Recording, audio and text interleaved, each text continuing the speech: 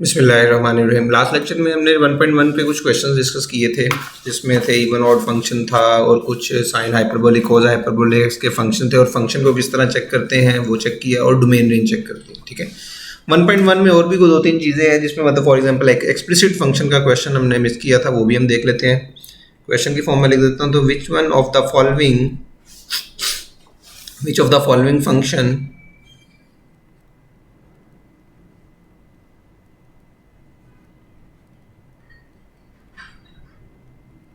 is या are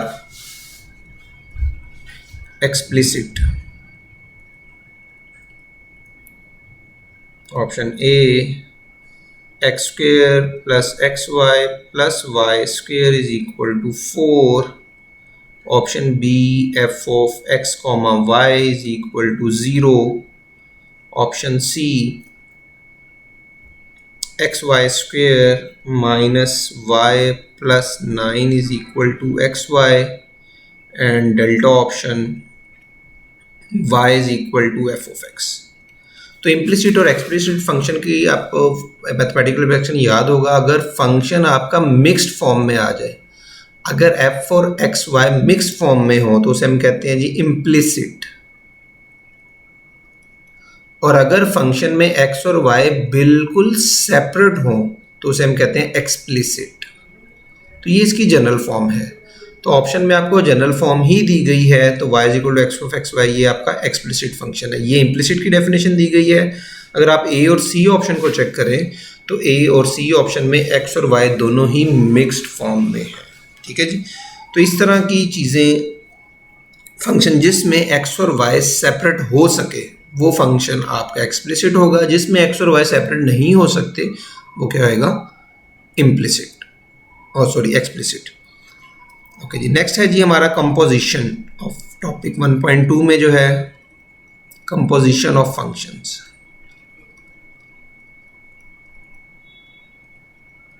question तो इस तरह के बहुत सारे हैं, लेकिन आपको मैंने डिफरेंट टाइप्स के क्वेश्चन डिस्कस करवाए हैं। ठीक है, कंपोजिशन में क्या होता है जी, इसको डिनोट किस तरह करते हैं पहले ये देख रहे हैं। दो फंक्शंस को कंपोज किया जाता है, मतलब दो अलग अलग दिए हों, मतलब सपोज एफ ऑफ एक्स आपको दे दिया गया है और दूसरा फंक्शन जी ऑफ एक्स दे दिया गया। तो इसको हम कंपोज किस तरह करते हैं? कंपोजिशन के हम लिखते हैं G F of ji of X.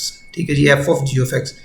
In short हम इसको इस तरह भी लिख सकते हैं, F of ji of x.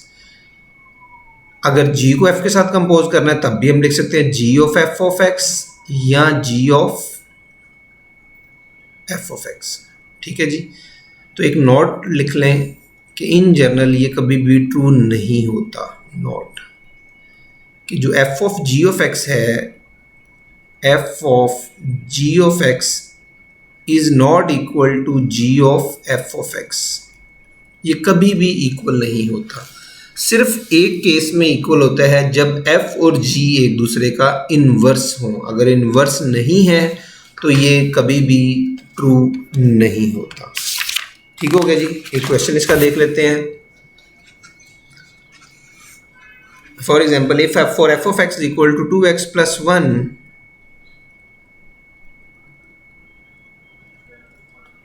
And g of x is equal to x square, then g of f of x, then g of f of x। बड़ा simple सा क्वेश्चन है कि g के अंदर आपने f को कंपोज करना है। For example 2x square minus 1, beta option 4x square plus 4x,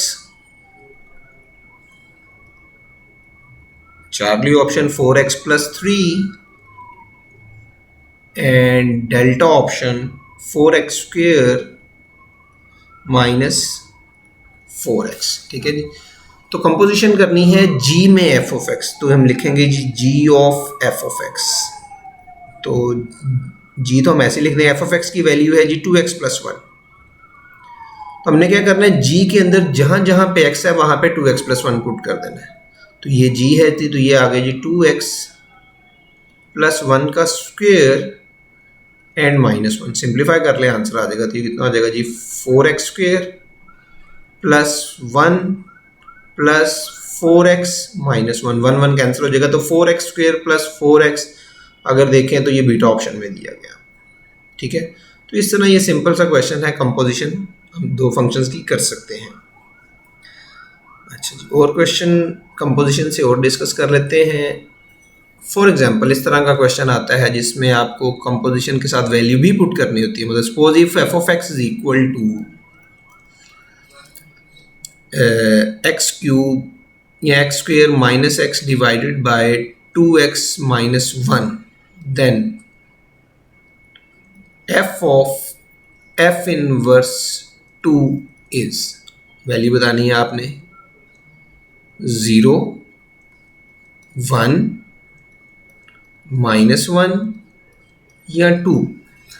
अब इसमें करना क्या है, आपको करना ये है जी, पहले आपको इसका इन्वर्स फाइंड करना है। इन्वर्स फाइंड करने के बाद उसकी कंपोजिशन करनी है और कंपोजिशन का जो आंसर आएगा फंक्शन उसमें 2 पुट करना है। ठीक है जी। तो ये सारा कुछ काम करने की जरूरत नहीं है। एक रिजल्ट अभी मैं आपको पहले भी बता रहा कि जब भी फंक्शन को इन्वर्स से कंपोज करते हैं तो इसका आंसर सेम ही आता है। सेम आने से आंसर वही आएगा जो एक्स ही होगा। ठीक है, तो जो भी वैल्यू पुट करेंगे एक्चुअली वही आंसर मिल जाएगा। तो ये रिजल्ट हम यूज करते हुए इसका आंसर क्या आ जाएगा, 2 है तो इसका आंसर भी 2 ही मिल जाएगा। ठीक है, तो इसमें आपको कंपोजिशन बनाने की जरूरत नहीं, अगर बनाएंगे तब भी 2 ही आएगा, तो टाइम वेस्ट नहीं करना आपको। ठीक हो गया जी। तो इस तरह कंपोजिशन के डिफरेंट क्वेश्चन आप बुक से प्रैक्टिस कर लेंगे। ठीक है, एक और एमसीक्यू मैं लिख देता हूं जो कि आपको इन्फॉर्मेशन के तौर पे यूज होगा। Which of the following is not true, which of the following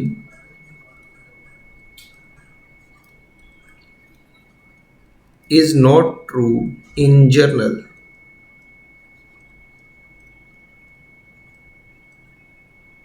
Option A, g square is equal to g of g.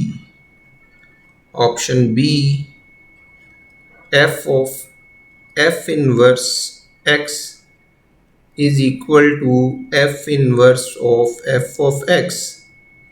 C option, g of f is equal to f of g. Delta option, f cube is equal to f of x. तो इनमें से कौन सा in general true नहीं है? अभी मैंने आपको स्टार्ट में बताया कि कभी भी कंपोजिशन जो एफ ऑफ जी और जी ऑफ एफ कभी भी आपस में इक्वल नहीं हो सकती। एक ही केस में इक्वल होंगी जब ये एक दूसरे का इन्वर्स होगा, जो कि बीटा ऑप्शन में दिया गया है। अगर इन्वर्स नहीं है तो ये आपको डिफरेंट आंसर ही देंगे। ठीक है जी। नेक्स्ट हम डिस्कस कर लेते हैं जी कुछ लिमिट्स के क्वेश्चंस। 1.3 में आपको लिमिट्स के क्वेश्चन दिए गए। लिमिट्स के question actually value of the function के इक्वल ही होते हैं। इसको क्वेश्चंस में ही हम डिस्कस करेंगे। मतलब for example limit x approaches to 2 square root of x minus square root of 2 divided by x minus 2, इसका आंसर क्या होएगा? Option A 2 square root 2, option B 1/2 square root 2, option C simple square root 2 या option D undefined.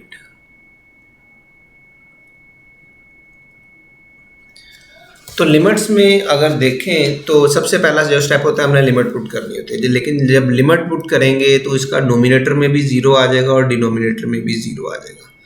तो जब denominator और nominator दोनों में 0 आ जाए तो वो अनडिटर्मिनेंट फॉर्म बचती है। कुछ बच्चे कहते हैं जिसको कैंसिल करके 1 कर देते हैं, नहीं ऐसा नहीं है। ठीक है, कुछ बच्चे अनडिफाइंड कह देते हैं, वो भी गलत है। वैसे आपने ये क्वेश्चन को हाँ, जब भी 0/0 फॉर्म आएगी या इन्फिनिटी/इन्फिनिटी तो आप इसको सिंप्लीफाई करते हैं। आप इसको रैशनलाइज करेंगे, मल्टीप्लाई डिवाइड करेंगे square root of X plus square root of 2 से सिंप्लीफाई करने के आपको आंसर मिल जाएगा। लेकिन इसका एक शॉर्ट वे भी है, वो क्या है वो देखिए ज़रा। लेकिन ये जो शॉर्टकट है आपने दो ही कंडीशंस पे यूज करना है, व्हेन 0/0 फॉर्म बने और इन्फिनिटी/इन्फिनिटी। अगर इन दोनों फॉर्म्स में से कोई फॉर्म बन रही है तो आप ये जो अभी मैं रिजल्ट बताने लगा हूँ ये आप यूज कर सकते हैं। करना क्या है, जस्ट आपको डेरिवेटिव लेना है, नोमिनेटर का डेरिवेटिव और फंक्शन का डेरिवेटिव। आप क्वोशिएंट रूल नहीं यूज करना, नोमिनेटर का डेरिवेटिव सेपरेट कर लें, डिनोमिनेटर का सेपरेट कर लें। मत देखें जी, नोमिनेटर का डेरिवेटिव आएगा 1/2 स्क्वायर रूट ऑफ एक्स और डिनोमिनेटर में डेरिवेटिव क्या आएगा 1, और इसमें जो भी लिमिट है वो सब्स्टिट्यूट कर दें तो ये हो जाएगा 1/2 स्क्वायर रूट 2। तो ये आपको आंसर मिल जाएगा जो कि बीटा ऑप्शन में है। ठीक है जी। रैशनलाइज भी कर सकते हैं, लेकिन ये रिजल्ट आप बड़ी हेल्प करेगा। मोस्टली 1.3 में अगर आप देखें तो सारे क्वेश्चंस में 0 बाय 0 फॉर्म ही बन रही है। तो जितने भी 0 बाय 0 फॉर्म वाले हैं उसमें आप ये ट्रिक यूज़ कर सकते हैं। न्यूमरेटर का डेरिवेटिव सेपरेट ले लें, डिनोमिनेटर का सेपरेट ले लें। डेरिवेटिव लेने के बाद जस्ट लिमिट पुट करनी है तो आंसर मिल जाएगा। ठीक है जी। तो 1.3 के सारे क्वेश्चन आपने इस ट्रिक से सॉल्व कर लेने हैं। मैं एक और क्वेश्चन लिख देता हूँ। मतलब suppose limit x approaches to e log of x minus 1 divided by x minus e। इसका आंसर क्या होगा? ऑप्शन ए e की power -1, option B e, option C 0 या ऑप्शन डी अनडिफाइंड।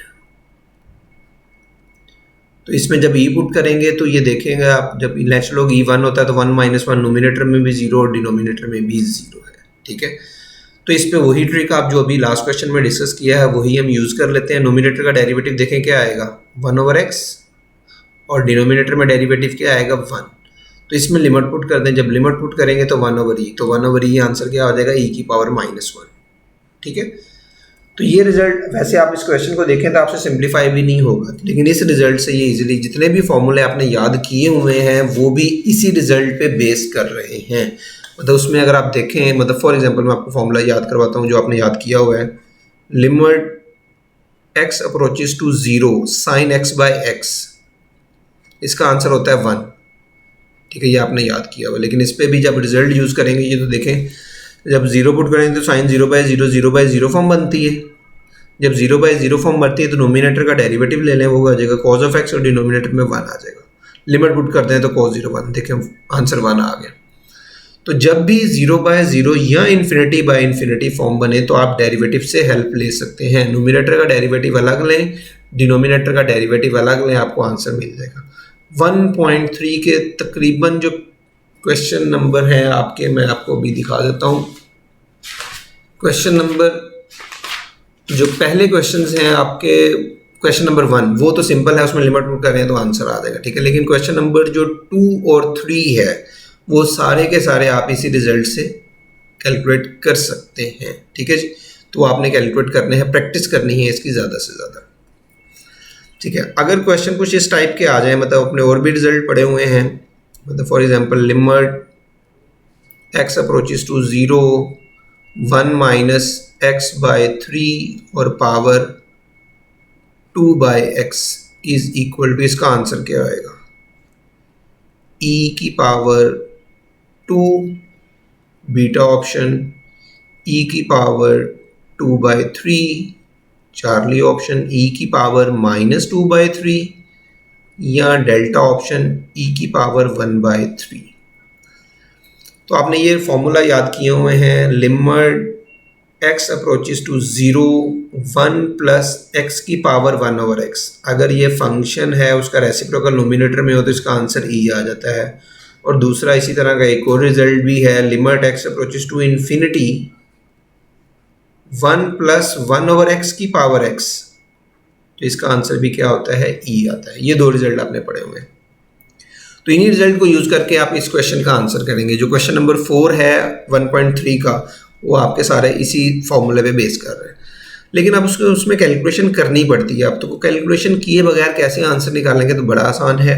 तो आपने जस्ट क्या करना है, आंसर तो हमें पता है e की पावर में ही आएगा, तो e लिख लें। तो जो भी फंक्शन है उसको इस ऊपर वाले से मल्टीप्लाई करवा दें। ये साइन भी साथ लेना है आपने, मतलब ये मैं सर्कल करने लगा हूँ, इस वाले को, हाँ इधर 1 होना चाहिए, ये याद रखना है आपने, इस वाले से मल्टीप्लाई करवाना है बस आपको। तो ये देखें क्या आ जाएगा जी, -x/3 है, मल्टीप्लाई बाय 2/x है, तो कैंसिल हो गया, कितना आ जाएगा जी, -2/3। ये एक्चुअली e की पावर होगी। तो साइन, हमेशा जो गलती हो सकती है वो साइन आप नहीं लेंगे, साइन साथ लेना है। पॉजिटिव है तो कोई चेंज नहीं आएगी, लेकिन नेगेटिव होगा तो नेगेटिव में आंसर आएगा। तो e की पावर -2/3 आपको आंसर मिल गया। तो आप जिस तरह आपने एफएससी में, रेगुलर एफएससी में किए हुए हैं उस तरह भी आप कर सकते हैं, लेकिन उस तरह टाइम ज़्यादा लगेगा। तो इस तरह आप जस्ट डायरेक्ट मल्टीप्लाई करें, आपको आंसर मिल जाएगा, टाइम सेव हो जाएगा। एक और क्वेश्चन करवा देता हूँ इसी टाइप का। मतलब फॉर एग्जांपल आ जाए जी, limit x tends to infinity 1 plus 3 by x की power simple x is equal to, इसका आंसर क्या आएगा, e की पावर 3, e की पावर 1/3, e की पावर -3 या e की पावर -1/3। ठीक है जी। तो सेम वही रिजल्ट हम यूज करेंगे जब इसको इससे मल्टीप्लाई करवाते हैं। जब मल्टीप्लाई करवाएंगे तो एक्स एक्स कैंसिल हो गए, जस्ट आ जाएगा 3, तो e की पावर 3 इसका आंसर आ जाएगा। तो जो क्वेश्चन नंबर 4 है वो आपने इसी तरह इजीली सिंप्लीफाई कर लेना है। ठीक है जी। तो ये थे कुछ लिमिट्स के क्वेश्चंस, और क्वेश्चंस लिमिट के एक दो डिस्कस कर लेते हैं। ठीक है, लिमिट का मैंने आपको वो शॉर्टकट बता दिया किस तरह आपने उसको अप्लाई करना है, डेरिवेटिव वाला method.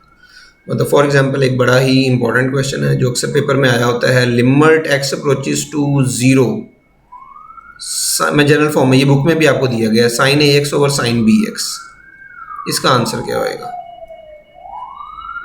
B over a over b, a b या अनडिफाइंड। अब अगर इस पे लिमिट पुट करें तो ये बन जाएगा 0/0, क्योंकि साइन 0 भी 0 होता है और डिनोमिनेटर में भी साइन 0 0। तो आप इसमें डेरिवेटिव ले सकते हैं। तो जब डेरिवेटिव करोगे तो ऊपर क्या आ जाएगा, a cos of a x, और डिनोमिनेटर में क्या आ जाएगा, b sine of b x, और sorry b cos of b x.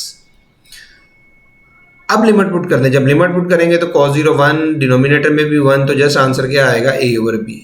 ठीक है, तो ये डिफरेंट वैल्यूज के साथ पेपर में क्वेश्चन देखा जाता है। मतलब समटाइम्स ऊपर लिखा जाता है sign 3x over sign 7x लिख दिया, तो जो भी जो कोफिशिएंट होते हैं वही हमारा आंसर होता है। ठीक हो गया जी। ओके जी, नेक्स्ट क्वेश्चन है इसी टाइप का, एक और क्वेश्चन देख लेते हैं। लिमिट, हाँ, जिसमें इन्फिनिटी आ जाए, तो इन्फिनिटी वाले केस में क्या करोगे, मतलब फॉर एग्जांपल लिमिट इन्फिनिटी में आ जाए, limit x approaches to infinity 3x square minus 2x plus 1 divided by 1 minus 3x square plus 7x is equal to, option A 0 answer, option B infinity answer, option C -1 answer, या option D 3 answer. अब देखा जाए तो अगर जब हम infinity put करेंगे तो ये नोमिनेटर भी इन्फिनिटी हो जाएगी, डिनोमिनेटर में भी इन्फिनिटी हो जाएगी। तो मोस्टली बच्चे क्या कर देते हैं, इसका आंसर इन्फिनिटी ही कर देते हैं, जो कि गलत आंसर है। तो इसको कुछ चीज़ें याद रख लें। अगर तो डिग्री सेम है नोमिनेटर और डिनोमिनेटर में, तो आंसर इसका जो होगा, वैसे तो इसका बड़ा लेंथी वे है तो वो मैं नहीं बता रहा आपको, ठीक है, वो आपको आता ही होगा। मैं डायरेक्ट वे बता रहा हूँ किस तरह आंसर सेलेक्ट करना है आपने। अगर तो नोमिनेटर की डिग्री और डिनोमिनेटर की डिग्री सेम है, जो कि हमारे वाले केस में है, तो उस केस में आपने क्या करना है, नोमिनेटर में जो हाईएस्ट पावर है उसका कोफिशिएंट और डिनोमिनेटर में भी जो हाईएस्ट पावर है उसका कोफिशिएंट लेके सिंप्लीफाई कर लेना, उसका आंसर है -1, जो कि हमारे वाले केस में आएगा। बल्कि आप कुछ भी याद ना रखें, कोई भी फंक्शन आ जाए, मैं एक और क्वेश्चन लिख देता हूँ आपको, फंक्शन किसी भी तरह का हो, limit x approaches to infinity x cube -3x square plus 7x plus 5 divided by 3 minus 2x plus x square is equal to, option A 0, option B infinity, option C 1, या ऑप्शन D -1/2। अब देखिए सबसे highest power इस limit infinity है तो infinity by infinity form है। वैसे आप डेरिवेटिव वाला मेथड भी कर सकते हैं, लेकिन उससे भी थोड़ा लेंथी हो जाएगा। तो आपने क्या करना है, जस्ट वही जिस तरह लास्ट क्वेश्चन में हमने किया था, जस्ट कोफिशिएंट देखना है हाईएस्ट पावर का। अब हाईएस्ट पावर इस केस में एक्स क्यूब है पूरे नोमिनेटर और डिनोमिनेटर में, तो एक्स क्यूब के कोफिशिएंट्स चाहिए आपको, नोमिनेटर में भी और डिनोमिनेटर में भी। अब देखिए नोमिनेटर में तो एक्स क्यूब का कोफिशिएंट 1 है, लेकिन डिनोमिनेटर में एक्स क्यूब नहीं है, तो जब नहीं है तो उसकी जगह हम लिखेंगे 0। तो समथिंग ओवर 0 क्या हो जाता है, इन्फिनिटी। ठीक हो गया जी। और अगर आपका, हाँ, और इजी वे में कर सकते हैं, अगर तो डिग्री सेम है तो उनके कोफिशिएंट्स होंगे। अगर डिग्री ऊपर ज़्यादा है और नीचे कम है, मतलब ये प्रॉपर फ्रैक्शन है, तो उस केस में आपका आंसर इन्फिनिटी आएगा। ठीक है, और अगर डिनोमिनेटर की डिग्री ज़्यादा है न्यूमरेटर से, डिनोमिनेटर में ज़्यादा डिग्री है, तो उस केस में आपका आंसर 0 आएगा। तो या तो आंसर 0 होगा या इन्फिनिटी होगा, और अगर डिग्री सेम है तो उनके कोफिशिएंट्स उनका आंसर होंगे। ठीक है जी। नेक्स्ट टॉपिक है जी कॉन्टिन्यूटी का। कॉन्टिन्यूटी में दोनों हमने कॉन्सेप्ट्स को ऐड कर लेना होता है। अगर if limit of the function जो भी हम फाइंड करते हैं, limit x approaches to A F of X, value of the function के इक्वल आ जाए तो वो फंक्शन क्या हो जाता है, कॉन्टिन्यूस हो जाता है। अब लिमिट के अंदर लेफ्ट लिमिट भी आती है, राइट लिमिट भी आती है। ठीक है, तो वो हम क्वेश्चन में डिस्कस कर लेते हैं। मतलब for example, for what value of M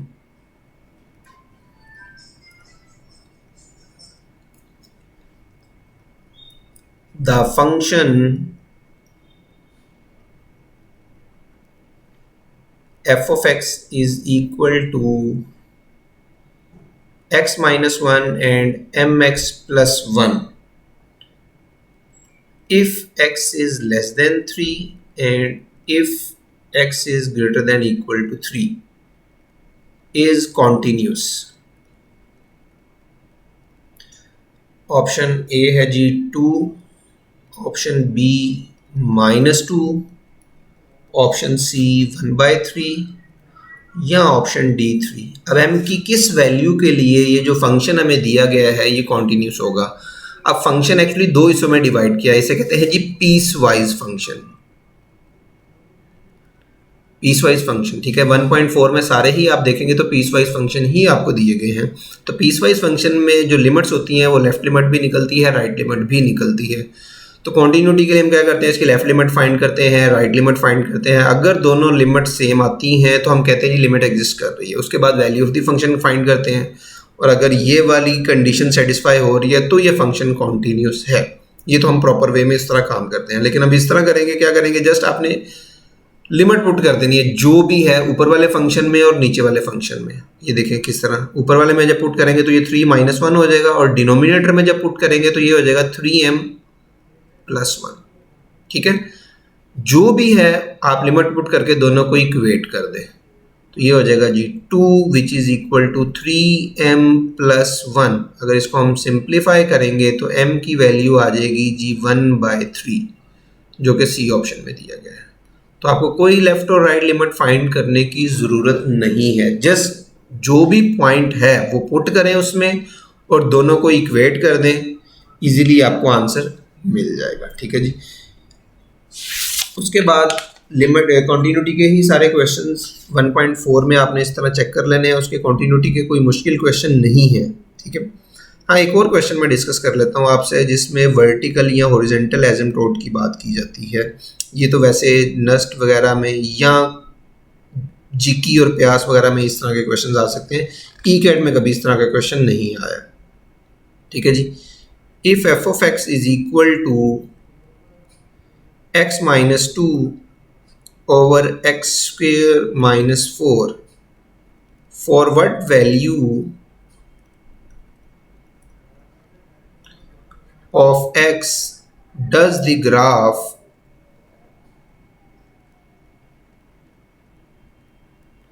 of f of x have a vertical asymptote?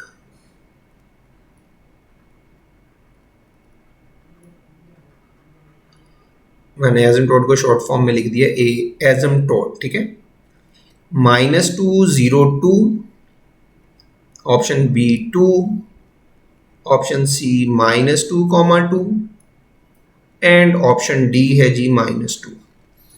तो वर्टिकल एसिम्प्टोट अब होता क्या है, एक्चुअली वर्टिकल लाइन होती है जो ग्राफ के साथ इन्फिनिटी तक जा रही होती है, लेकिन वो मैच नहीं करती। ठीक है, आपकी बुक में ये वाला टॉपिक नहीं है, लेकिन फिर भी ये क्वेश्चन आता है क्योंकि लिमिट का टॉपिक आपने पढ़ा हुआ, तो लिमिट से क्वेश्चन चूंकि बनता है। तो आपने देखना है जी किस पॉइंट पे, मैं आपको पहले डेफिनेशन बता दूं, limit x approaches to f of x equal to infinity and limit x approaches to infinity f of x is equal to a। अगर तो किसी पॉइंट पे function limit x approaches to F of X, किस point पे function इन undefined हो रहा है, जिस पॉइंट पे फंक्शन अनडिफाइंड हो रहा होता है उसे हम कहते हैं जी वर्टिकल एसिम्प्टोट। और जिस लिमिट अगर इन्फिनिटी पे हो, जो आंसर मिल जाए, मतलब फंक्शन का आपको हॉरिजॉन्टल एसिम्प्टोट फाइंड करना है तो आपने limit X tends to infinity put कर देनी है। तो इन्फिनिटी पुट करने से जो भी आपको आंसर मिले, ठीक है, वो वाला आंसर जो होगा उसका वो हॉरिजॉन्टल एसिम्प्टोट होगा। तो वर्टिकल के लिए जस्ट क्या करना है कि आपने ये पॉइंट किस फंक्शन पे अनडिफाइंड होता है, किस पॉइंट पे अनडिफाइंड हो जाता है। आप देखें 2 पुट करें या -2 पुट करें तो इस केस पे ये अनडिफाइंड हो रहा है। लेकिन 2 या -2 दोनों ही अगर आप गौर करें तो इस फंक्शन के अंदर डोमेन में ही शामिल नहीं है। तो अगर डोमेन में शामिल नहीं है तो हम इसको क्या करेंगे, इसका मतलब लिमिट से ही हमें ये मैंने डेफिनेशन लिखी हॉरिजॉन्टल एसिम्प्टोट। तो लिमिट लिखेंगे x approaches to A F of x हमारा g x -2 over x square -4। अब इसका आंसर देख लें किस पॉइंट पे अनडिफाइंड होता है। वैसे तो अगर पुट करें इसको सिंप्लीफाई करना पड़ेगा, तो ये जब सिंप्लीफाई करेंगे तो limit x approaches to a 1 over x + 2 आ जाएगा। ठीक है जी। अब देखें मैं ए की कौन सी वैल्यू यहाँ पे पुट करूँ कि ये इसका आंसर इन्फिनिटी बन जाए। तो ऑब्वियसली -2 है, तो limit x approaches to -2 1 over x + 2, इसका आंसर क्या आ रहा है जी, इन्फिनिटी। तो जिस पॉइंट पे इन्फिनिटी होगा वो पॉइंट आपका क्या होएगा, वर्टिकल एसिम्प्टोट होगा। ये नहीं देखना आपने कि किस पॉइंट पे अनडिफाइंड हो रहा है। हाँ अनडिफाइंड तो होगा उस पॉइंट पे, लेकिन एक्चुअली हमें लिमिट चेक करनी होती है। तो ये वाला एक्सप्रेशन आप यूज़ करेंगे फॉर वर्टिकल एसिम्प्टोट। मैं इधर लिख देता हूँ फॉर वर्टिकल एसिम्प्टोट, और ये वाला एक्सप्रेशन हम यूज़ करेंगे फॉर हॉरिजॉन्टल एसिम्प्टोट। बाकी मज़ीद क्वेश्चन हम टेस्ट डिस्कशन में भी देख लेंगे। ठीक हो गया जी। 1.5 में आपको करना है, वैसे तो आपने एफएससी में वो एक्सरसाइज स्किप कर जाते हैं, लेकिन एंट्री टेस्ट में तो वो आ सकती है। तो उसके लिए आपने क्या करना है, उसमें लॉगरिथमिक फंक्शन और एक्सपोनेंशियल फंक्शन के आपको ग्राफ दिए गए हैं। तो वो ग्राफ आपने देख लेने हैं कि किस तरह का, मतलब फॉर एग्जांपल आप देखें तो पेज नंबर मैं आपको बुक से दिखाता हूँ। 1.5 में ग्राफ ऑफ एक्सपोनेंशियल फंक्शन ए की पावर एक्स है, पेज 32 पे दिया गया है और इसका ग्राफ भी बना के दिखाया गया है। 33 में भी एक्सपोनेंशियल फंक्शन ए की जगह ए लिख दिया गया है, तो उसका ग्राफ भी आपके सामने है। ठीक है, और उसके बाद लॉगरिथमिक फंक्शन का ग्राफ दिया गया है। ठीक है जी। तो ये आपने लाजमी देख लेने हैं कि उसका ग्राफ किन क्वाड्रेंट्स में जा रहा होता है। अगर उसका फंक्शन की इन्वर्स की बात करें तो उसका ग्राफ किस क्वाड्रेंट में जाएगा। इस तरह के क्वेश्चन आपसे जस्ट इन्फॉर्मेशन है, ठीक है, तो ये आपसे पूछी जा सकती है। ठीक है जी, थैंक यू वेरी मच।